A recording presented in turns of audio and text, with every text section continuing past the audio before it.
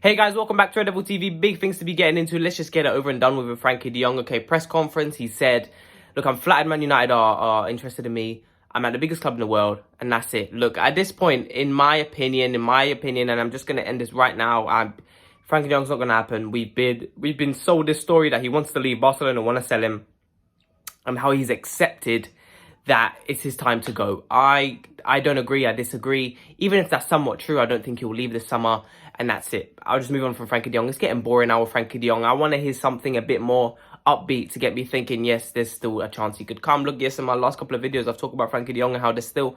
Because, listen, the reports now are all saying, yes, he's accepted that Barcelona want to sell him. There's been debates around fans that it seems like maybe he's taking this personally and that Barcelona don't want to keep him.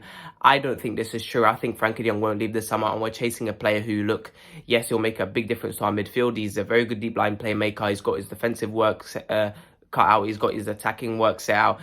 He's got everything in his game. He's got absolutely everything that we need in the midfield. But he's expensive, and that's it. And when you look at other players in the mix, we've been linked to Vitinha. Bissouma going to Spurs for 25 mil was ridiculous. I mean, we've never really fully been linked to Bissouma, let's be honest. We were never fully in for him, and now he's gone to Tottenham.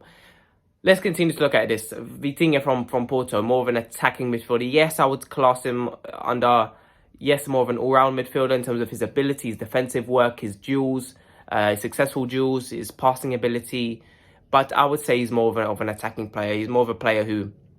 Look, you might be able to play him in the midfield too, but he's definitely a player who you're going to need to play beside a defensive midfielder to give him a bit of license to get forward. And I think with Vitinha, I really like him. But when you look at other options, I feel like Ruben Neves is still an option. Why I don't know why we're not going for him. I think he's a player who doesn't care about Champions League football right now. He's still quite young.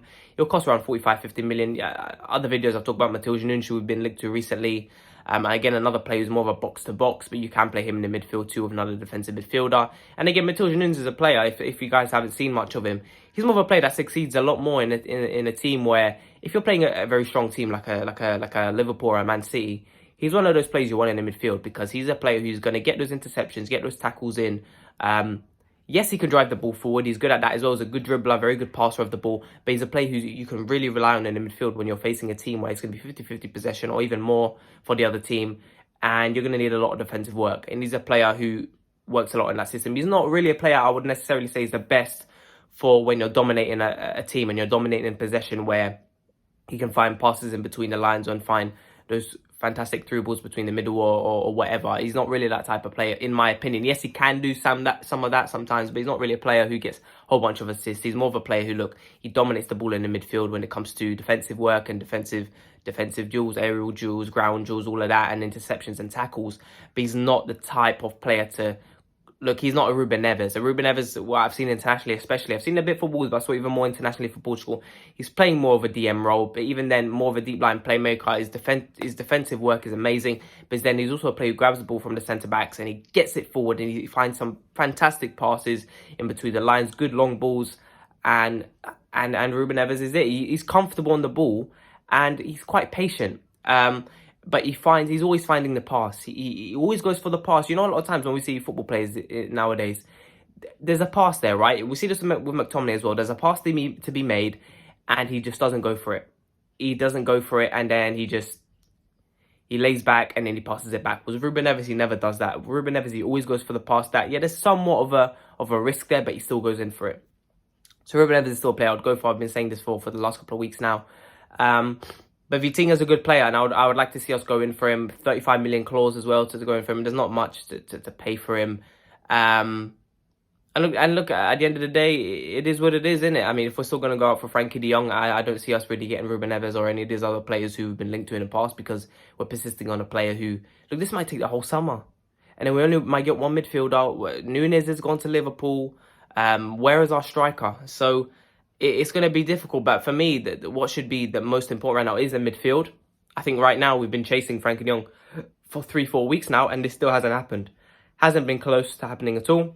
Reports have been, look, somewhat up and down, you know, claiming that he wants to come and that he's accepted, that Barcelona don't want to keep him. But at the same time, him coming out in press conferences, look, of course he might be being told that to keep things quiet, but at the end of the day, if we really wanted to come, this still would have happened already, or it would have been close to happening in terms of, you know, the little agreements behind closed doors. So we have to see what happens there. But guys, you know, the fixtures have just come out for next season. We've got Liverpool in the third game of the season, Brighton first game, I think is Southampton second game of the season.